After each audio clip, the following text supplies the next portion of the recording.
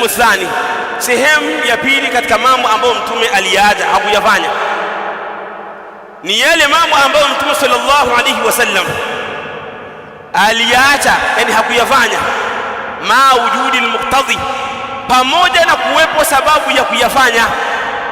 Yani sababu ya kufanya ipo, lakini mtume hakufanya.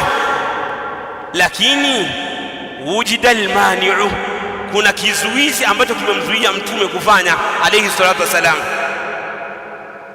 Sasa fafi'luhu ba'da zawali almani'i sunna, kufanya jambo hilo baada ya kuondoka kizuizi ni sunna. Yani mtume alipotaka kufanya hakuweza kufanya kwa sababu kuna jambo lilimzuia. Mfano wake ni nini? Ayu walahibba, salatu tarawih.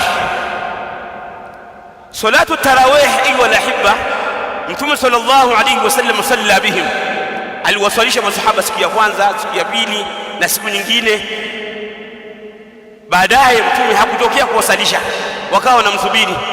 Mtume akatokea akamwambia, nimekuoneni, nimewaona mnanisubiria nije kuwasalisha, lakini nimeacha kuendelea kuwasalisha hii swala khaufan an tufradha alaykum, nimeogopa msije mkafaradhishiwa.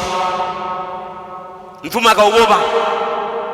Mtume akaendelea katika zama zake suratu tarawih hawaiswali, zama za Siddiqul umma. Alipokuja Umar, watu wanaswali, kila mmoja anaswali kivyake vyake msikitini.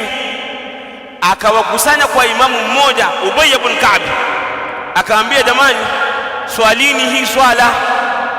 Wakamuuliza, kwa nini unaiswali? Akasema, tunakusanyika kuiswali kwa sababu zama za mtume sallallahu alaihi wasallam, yeye mtume aliacha kwa kuogopa isije kafaradhishwa. Kwa sasa hivi haiwezekani kafaradhishwa. Kwa nini? Kwa sababu wahi hauteremki tena, hakuna wahi tena.